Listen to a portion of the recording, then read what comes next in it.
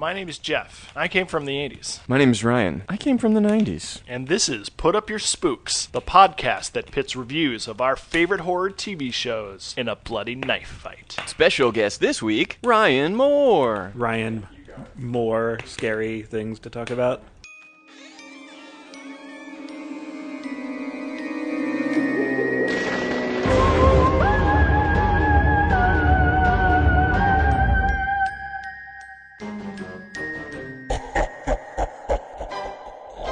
This week's theme, Ventriloquist Dummies. The first episode we have for you this evening is a little tale I like to call Goosebumps. Night of the Living Dummy 2. Perhaps the 2 is in reference to the fact that the book was 1?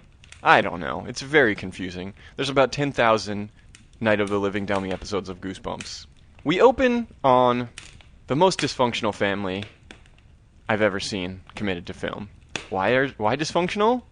Because they've gathered for family show and tell, which is a thing they do every week, and they all enjoy it. There's a mom, a dad, and 3 kids, and none of the kids are complaining about not wanting to be there. They're all like, I want to go next. I want to go next. I got the sense that it was more like mandatory family therapy activity, and each one in the family is a narcissist. Each one in the family is definitely a narcissist, crowd out and they're all secretly broken because... Secretly nothing. No, secretly broken. They are publicly broken. Well, yeah, but the younger brother takes his secret candid camera video of the mom breaking her diet, 90s-ism, the dad trying on a toupee in the when he thinks no one's looking, the middle sister trying on her older sister's sweater, which will come into play later. Anyway, they're all gathered around for family show and tell. They're all having a rip-roaring time. And the middle child, Amy, her big thing is she wants to be a ventriloquist like all kids in the 90s. So she and her dummy, Dennis, get up in front of the whole family, and they're doing their routine. She's not too bad, but right in the middle, her dummy's head pops off. And she throws it to the ground in a rage. This bullshit dummy. You promised you'd get me a new fucking dummy, Dad. And he says, whoa, why don't you look behind the couch? And she says, whoa, what? You got me a new dummy? And he's like, well, in a manner of speaking, I actually bought you a dummy from the junk shop that's 1 billion years older than yours. But it's new to you. And she's like, thank you, Daddy, thank you. And then she immediately reads Pade Due Dambala off the card that she finds with the dummy. Caru, Mary, Donna, Roma, Molyneux, Carano? Sounds like a foreign language or something. Which, of course, brings it to life as we see it arch its eyebrows fiendishly, which we will also see many times throughout the episode in loving close-up. So, it's bedtime. She's practicing with her dummy. Big sister comes into her room. Hey, you ever try on my sweater again? It's curtains for you, Amy. And then Amy's like, I didn't try on your dumb sweater. And it was at this point that I thought, oh, Slappy, the new dummy in town, is going to shred that sweater. Slappy does not shred the sweater. Instead, in the nighttime, we see a little dummy hand carrying a paintbrush down the darkened hallways. And you're like, oh, I see. He's going to trash the painting that the older daughter was so proud of. Next morning, the painting is trashed. Kind of. All he's done is draw a couple little stick figures in the driveway, easily painted over. I was expecting some, insane slashes all across that canvas. I thought for sure it was going to be a knife fake-out in the sister's room and then reveal a cut-up sweater. No, it's the kids' version because... Or the cut-up painting. Uh-huh. Something was going to be cut up, but no. But the next morning, there is blood... a.k.a. red paint, all over the dummy's hands, so... Caught red-handed. But they're like, well, that's odd. Anyway, so the next day, she's doing some routines. He's getting real mouthy. She's like, no, the dummy's talking. It's not me. He's calling the mom fat. He's calling the dad a big dick. I don't remember what he calls the dad. He's like doing an insult comic kind of vaudeville routine, but leveling his... insults at the family members at their deepest wounds. Yeah. So what did you think of Dad's song? That was your dad? Well, what a relief. I thought the cat got stuck in the dishwasher. Amy, that's not very nice. Slappy? And how about that mother of yours? She went to a store and asked the clerk if he had anything her size, and he told her to try the freight elevator. Me? But it's not me, it's him. So she's hanging out with her friend. She says, "Oh, I wish I didn't have a family." And it was at this point that I thought, "Ooh, Slappy's going to kill these family members." And he kind of does. The next scene, he tries to whomp the dad over the head with his guitar, because as we've seen in the next scene of Family Show and Tell, the dad's like really fancies himself a cowboy musician. It's true. And I mean, Slappy was just trying to do us all a favor because he was no cowboy musician. So she body checks him and saves the dad, but crushes the guitar, and they're like, "Oh, Amy." And then they sit Amy down, and this has a lot in common with the last episode of Goosebumps we did, because they're like, "Amy, we think you might need therapy." I don't know what was going on in R.L. Stine or his army of ghostwriters' heads. I think therapy was going through their heads. There's a definite therapy through line in these episodes thus far. I think you are trying mightily to speed things up, but it must be said that at every fork in the road where something terrible has happened and Amy is telling them it's the dummy, they leave her with the dummy. They're like, "Oh, you assaulted your friend? All right, go to your room with your dummy."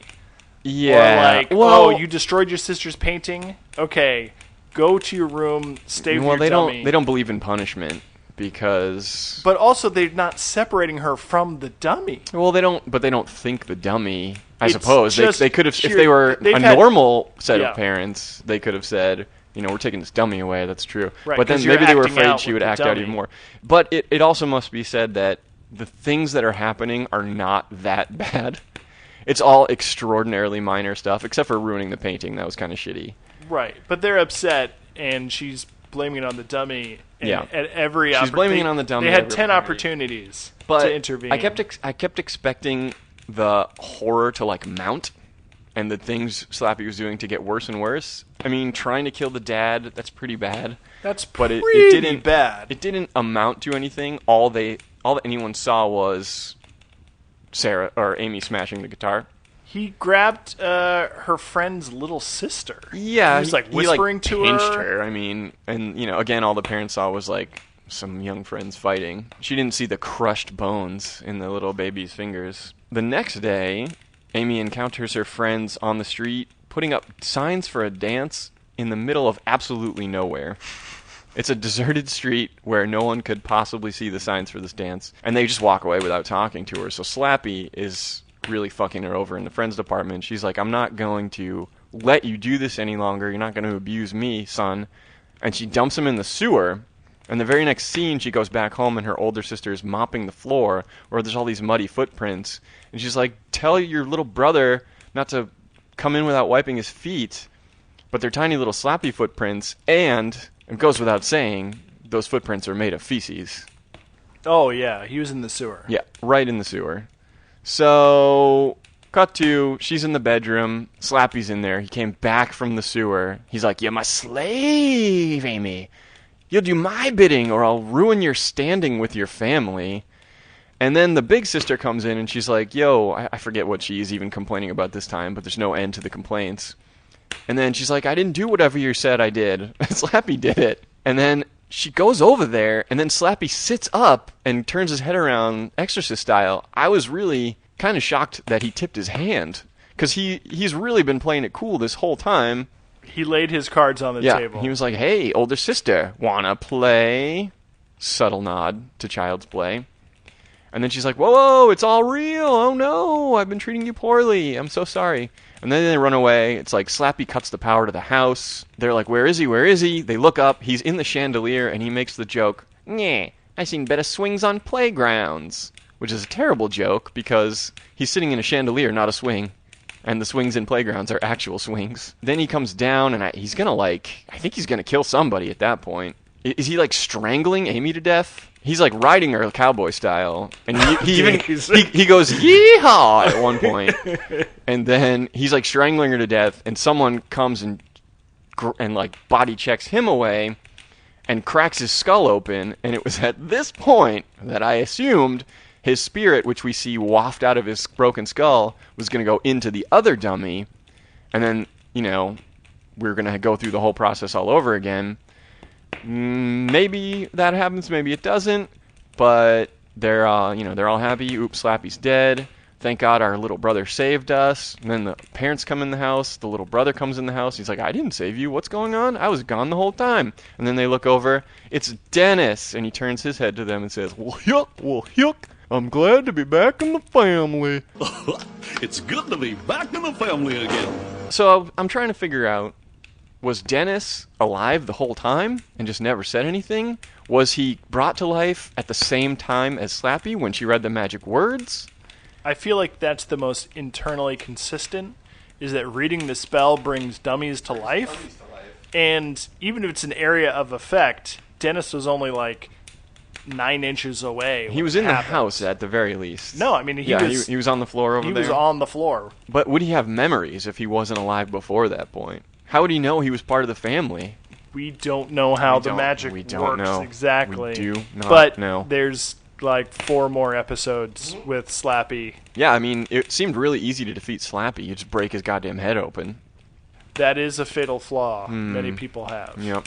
So that is Goosebumps. Slappy's true power is to gaslight you. Yeah. Or to gaslight your like family every dummy. and friends. Right, because he's not physically powerful, right? Once you know that he's alive, you could just... Actually... He can heft guitars and... Actually, I gotta say... choke out little girls? So, Slappy and the living ventriloquist dolls, etc., draw a comparison to Chucky, the serial killer slasher series. Who is hella powerful. But while Chucky is powerful, he runs around like a toddler. And, like, you can kick him across the room, and he's always, like, crawling under furniture to get you and stuff. Whereas Slappy was more like a monkey. He would, like, jump up into the chandeliers. That's true, yeah. And he had, like, freakish strength. I kind of like the Slappy style, strength. Small and agile. Chucky does manage to suffocate a man with a plastic bag at one point. I mean, that takes a considerable strength. But Chucky's got that slasher superpower where, like, he can throw a knife at the right time to cause a 10-car pileup. It's not so much about, like, Slappy jumping probably around has the that power, chandeliers and things like that. And making terrible jokes. Well, yes, all living dolls make terrible jokes. There was so many scenes in this episode of the parents sitting Amy down and being like, we really don't know what to do with you, from low angles in the broad daylight in a boring living room. Did you count those Dutch angles? I didn't bother. Oh, man. Right. So it sounds like you were not that into this episode. It was not as fun. I thought this was a great episode. At least they did have some, like, traditional scary visuals, like visuals that are supposed to be scary, like dark shadows and stuff like that. I have a note here that says great horror craft. Great horror cinematography. Shadows, close-ups on eyes, muddy footprints, POV shots, darkness. Yeah. There's just too much daytime family. They started the episode at peak family dysfunction. Like, it literally opens with, like, a montage of how every person in the family is teetering on the edge. And trying desperately to hold it together with trying to hold it together, and that's when Slappy comes in to destroy this family. But they unite and fight it back. I think this is based on a book. It was a really well-plotted episode. It was based on a book. It was, I know, but it was really tight. It was very straightforward and straight up the middle, which is, wouldn't pass muster for Are You Afraid of the Dark, maybe. It was conventional, but probably the strongest narrative we've seen so far. Whoa, really? Wow. 100%, yeah. I guess. Maybe I'm just sick of these dummy stories. Because the dummy is like the most popular Goosebumps and featured heavily in the Goosebumps movie sequel, which I did watch. Right. So a couple notes. When the brother is playing the video of his family, which is kind of creepy because he's like, he's just spying on everybody. Videotaping his sister and stuff, and it's not great. I expected a lot more. He was like, this is why Big Sis takes up all this time in the bathroom, and then she's just like nicely putting on makeup. Well, she's I don't know what I wanted out of that scene on a kid's show, but right? she's kind of doing, she's like blowing herself kisses and posing and being coquettish in the mirror, etc. But throughout that whole montage of the video he makes of his greatest hits of creeping on his family with a camera, there's like a hip-hop remix of the Goosebumps theme. Yeah, I noticed that which on my is second, crazy because that's the song Universe of in the universe. reality. Yeah. Mm-hmm. It's a self-contained thing there. Very strange. Whatever happened to toupees? I don't know. Maybe they still exist. Maybe they don't. I really do. Either they've gotten so good we don't recognize them anymore. Maybe. No, there's like hair plugs now. Or the surgery has gotten technology better. and the Rogaine or something. I talked to a younger guy who thought he was like Ted Danson has really good hair for an old man and had to disabuse him. Was that a toupee? Yeah, there's a famous Cheers episode where in Ted Danson, Sam Malone, who was obsessed with his hair, but also it was Ted Danson, took it off and showed Carla his baldness. They could have been a bald cap. No, he wears a toupee. I'll Ted be Danson damned. wears a toupee. I was once working It's a on good toupee, the then. TV upfronts when I was a page at CBS, and Ted Danson forgot something in like the Was it his green room. toupee? It was a very small bag, so it was either cocaine or his toupee. It was his toupee soaked in cocaine. Yes. That's how he gets his fix. And what's interesting is that he's switched to a white toupee now, so he's kind of going for the realism of No, aging. that's the cocaine. Yeah. Another strange note about this episode: the musical stings of the trombone really sounded like farts. Can you cut in Again, they know the what kids first? like. Can you cut in the first musical stings? Whew, clear the room. Yeah, somebody light a match. Slappy was really letting them fly. That's what the sister was doing in the bathroom all the time. Yeah. Yep. My episode is Tales from the Crypt, Season 2, Episode 10, with the aptly named The Ventriloquist Dummy. So I'm just going to use the actual names of the actors involved. Because Easier it's that way. Too distracting otherwise. So a young Billy, who would later be played by Bobcat Goldthwait, is watching a ventriloquist act. And the pair is comedian Don Rickles and his doll Morty. So this is actually Rickles and Morty. Yeah. And I thought an actual episode of Rickles and Morty. Yeah, it's a good one. Yeah. Oh, jeez, Rickles. I sure like ventriloquism. Shut up, Morty. You don't get to have an opinion. I park my fist up your butt. All right, so that's how it would go. Rickles I and heard better puns on... I don't know. a playground.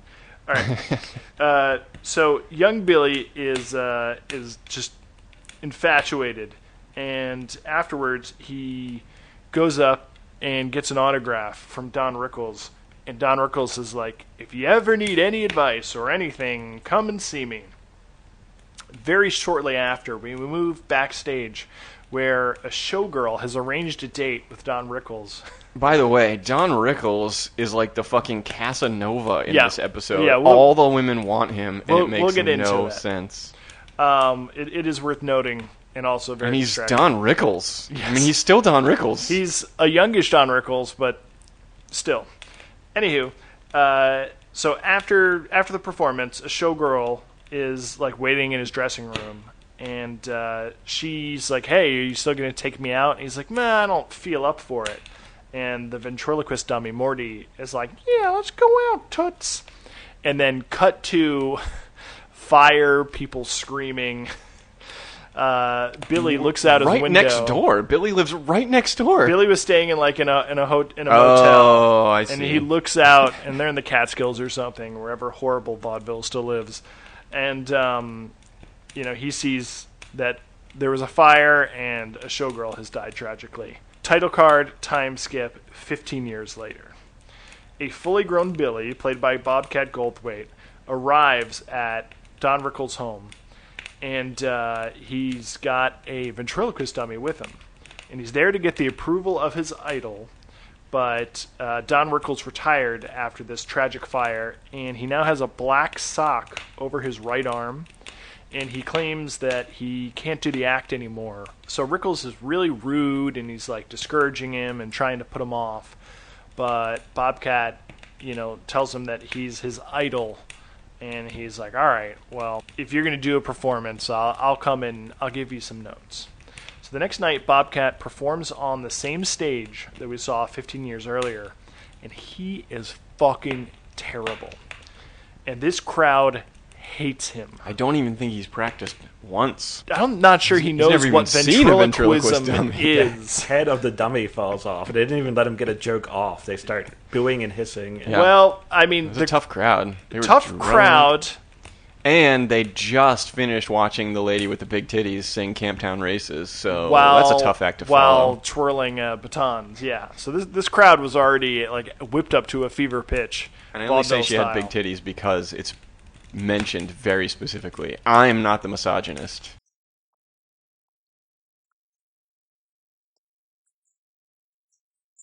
So after the show, Rickles tells him that he's not cut out for ventriloquism, but he's very sympathetic about it. He's like, I know this was your dream, and I know your dream is dashed, and I'm sorry, but yeah, he's like a good guy. I'm sorry, I keep interrupting. No, please. It's true. He's, for an insult comic that we've seen before, who's kind of really cantankerous and seems kind of bitter, he's pretty sweet. Yeah, very, very nurturing. Bobcat leaves, and moments later, a call girl hits on Rickles, and he resists, but he then feels like this strange self-conflicted pang, and then he buys her a drink. Yeah. So shortly after that, we see Bobcat. Maybe he's drunk, maybe he's just enraged. He's smashing the dummy and cursing himself when he hears an anguished scream, just like he did 15 years before. And cut in anguished scream, because it's weird. And he finds the call girl dead in a car, doused in gasoline. So he immediately goes back, busts into Rickles' house, and catches him about to inject drugs into his covered right arm. And he slaps the needle away to save him, while simultaneously accusing him of killing the woman that night and the woman 15 years earlier, which is kind of strange. If you think the guy's a murderer, to bust in his house and then try to pull a needle out of his arm. He's his hero, man. Yeah, that's true. I guess he has a conflicted relationship. But Rickles explains that morphine is the only thing that can keep Morty, his dummy, under control. And then Bobcat puts the whole murder accusation thing aside and very calmly, in a great length, explains that Morty is a harmless doll and that he can't hurt him or anyone else. There's a metal wires and wood. Cloth.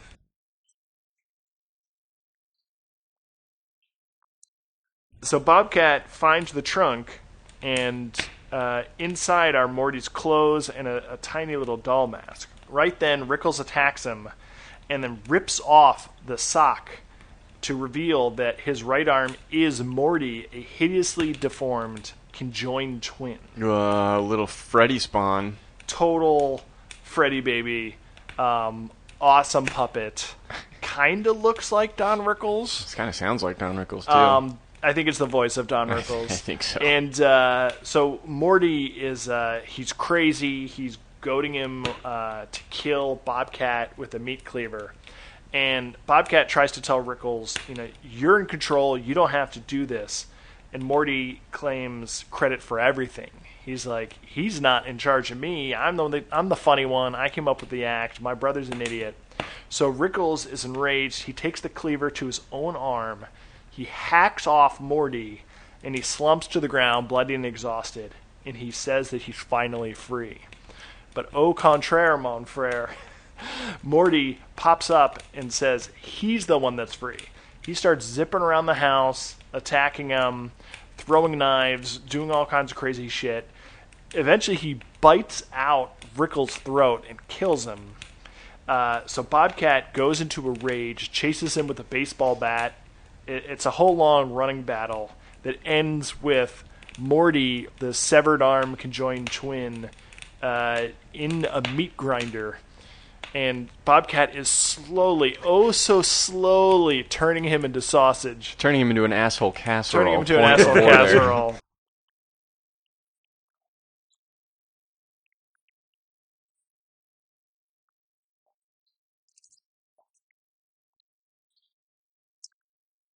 And Morty is begging for his life, kind of kvetching for his life. Oh, it's killing me. It's killing Tearing me. the ass out of me. You're tearing my ass. You're tearing the asshole casserole out of me. So he promises Bobcat anything. And of course, Bobcat can't resist. He wants in on the act. So we later see Bobcat and Morty on stage. They're a total hit. And, Morty's got the dummy costume on. And he goes off script and he starts creeping on women in the audience. So they start arguing, and Bobcat, tells Morty, we had a deal. You need to stay away from women. But Morty starts laughing maniacally, and something painful is happening underneath the dummy costume. So Bobcat rips off the doll costume, and to the horror of the crowd and us and Bobcat, we see that Morty has somehow fused his gross little body with Bobcat's right arm, and he says they'll always be together. The end. Until he finds a meat cleaver. And the cycle. For a while, it was like Bobcat was just doing some weird performance art. He was like, yeah, you and me, we had a deal. That's And the alt comedy. I don't think the vaudeville crowd, where vaudeville the is still a thing, doesn't play there. No. Well, this was from the 80s, possibly earlier. Do people still go to the Catskills, by the way? Because I think very old people. there were a couple episodes of Marvelous Mrs. Maisel where they go to the Catskills, and it looked like a rip-roaring good time. I would enjoy it immensely, I think. Is that where Dirty Dancing did the Dirty Dancing? Totes. Or someplace nearby. It inspired me to also watch Dirty Dancing. Anyway, so this episode written by Frank Darabont. I know. Who also wrote, as Ryan pointed out earlier, one of the Nightmare on Elm Streets. 3. I don't think that was the one. It was, if that's part 3. It's part 3. Yeah. Or, yeah. Yeah. I don't believe that's the one where we see Baby Freddy. I think that's part 4 or 5. But if it is, Darabont's got a real thing for weird little mutant babies. I was surprised at the amount of relatively big names on the credits, like Robert Zemeckis. A lot of big names. Zemeckis, a lot of producers of Tales Walter from the Hill, Crypt. theme song by Danny Elfman, Don Rickles, Bobcat Goldthwait, Frank Darabont. Tales from the Crypt is a murderer's row of talent. Of huge talent making largely mediocre product. It seems like kind of a product of the times that nowadays they'd be, getting together on some highbrow Netflix show, and back then you're like, well, I don't have any movie offers this year, we got to eat. Yeah. I mean, maybe they would. I got the sense that Tales from the Crypt was kind of a beloved playground they were just where fucking people around. could be transgressive and just do like madcap stuff, because it's not like has-beens or... They all went from Corman to Tales from the Crypt. No, that's not true. What I'm saying is that people I'm who just were joking. major, had really big careers all kind of passed through Tales from the Crypt at some point. But they also started at Corman. But there was a panache to it. There was a luster to Tales from the Crypt. A lusty luster. I really wondered if they offered the Rickles role to Rodney Dangerfield, and what would have happened if they had. I'm not going to do the imitation, but it just seems like in that time... Don't bring him up if you're not going to do an imitation. You're thinking about it. You're thinking about it. I can't come up with any words besides no respect. And also... Look at that hat. It's a great hat. Which one of us is the dummy? Oh, my parents sent me to the Catskills. No respect. Edit that out. The ad-libs get no respect. And also, I'm surprised for a plot that revolved around a horny creature attached to his arm that there's no hand job. No hand jobs jokes. whatsoever. Well, Rickles did explain that Morty hates women because he cannot can't love them in the normal way. enjoy a woman in the normal way. As Ryan pointed out, he does have a definite type. They're all curly-haired brunettes. Well, so in this some reality, kind of issue there. we are asked to believe that women attractive women throw Cannot themselves. stop. Well, one of them is a Don literal Rickles. hooker, to be fair. Right. But she was like You remind me of my grandpa. enthusiastic, which that's troubling on many she wanted that many money, levels. But still, we are asked to believe that attractive women are throwing themselves at Don Rickles at every age. So I feel like it's not too much of a stretch that an unattractive woman would be willing to date him and his Even conjoined with his brother. weird new names. Yeah. I don't know, man. You are giving a lot of credit to the human species. Well, when I saw those chicks hitting on Don Rickles, I thought, there's some kind of... Well, he had Fine. the air of mystery about him because of his giant gloved Because the gross hand. black sock on Yeah. his mangled right arm. So when women Yeah, see true. mystery on a guy, they can't resist. Gee, I wonder what that feller's about. But they also like They say. the personality. Anyway, Mm-hmm. so here's a question. At the end of the episode, the cards are on the table. Yeah. Morty Oh, yeah. reveals his true form and also that he's bound to Bobcat. What do you think happens next? If the cameras were to keep rolling, I mean, Bobcat is going to just shut himself away, Rickles style. You don't Or just think- go insane and be locked away. but would they try to dissect the Maybe arm? Bobcat goes to the freak show where Rickles was not willing to go. I mean, Bobcat just wants the love. He just wants the attention. He wants the fame. Well, I'll tell you, he probably does. I think you're right, because, man, he never practiced ventriloquism No. at all. And I was wondering if it's because in the back of his mind he always suspected that Rickles killed that chick that night.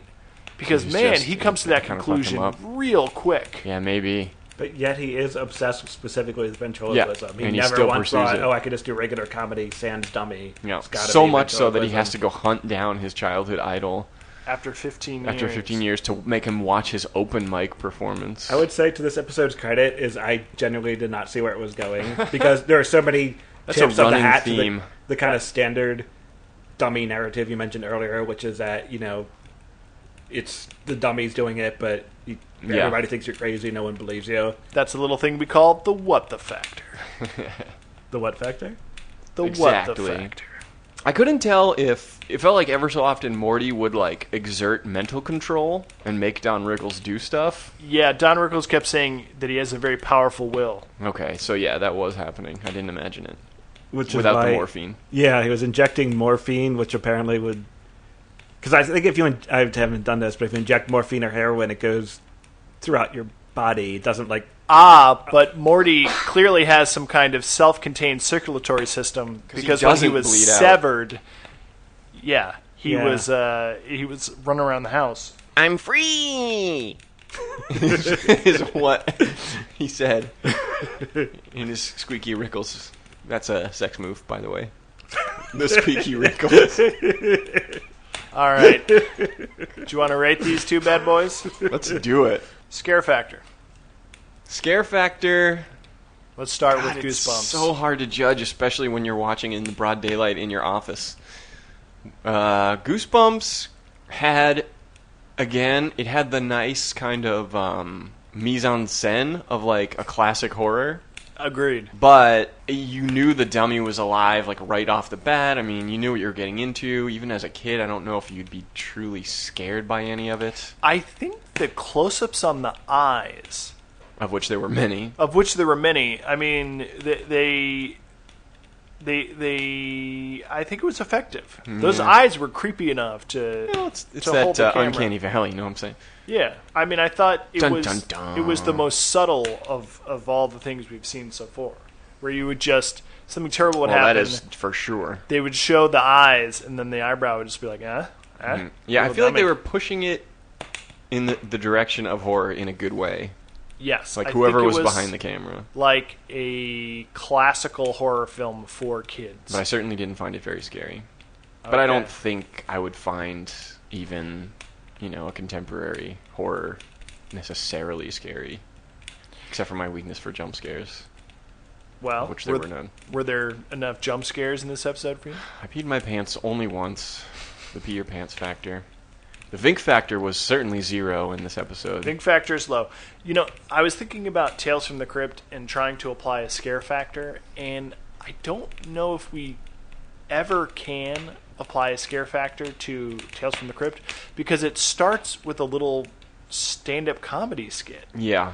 Not You're scary. not meant to be scared.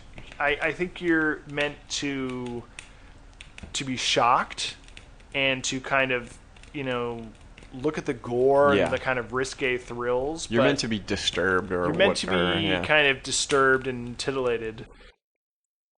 So the shock factor in this episode of Tales from the Crypt was fucking through the roof.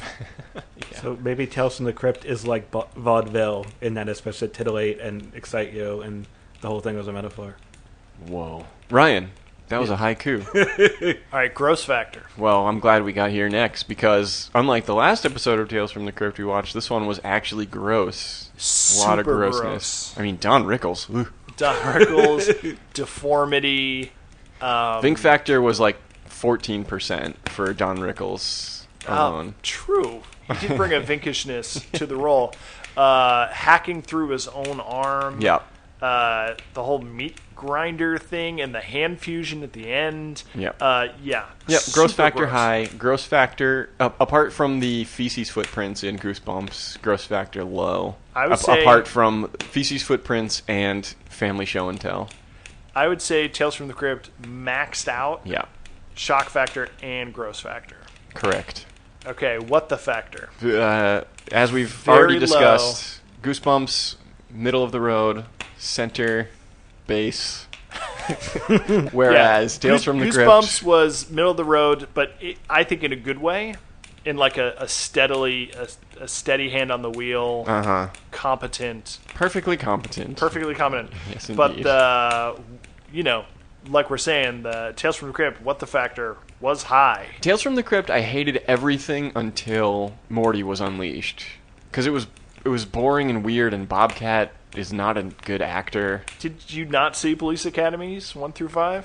I don't think I saw 1 through 5, no. All right. Probably seen part 1. All right.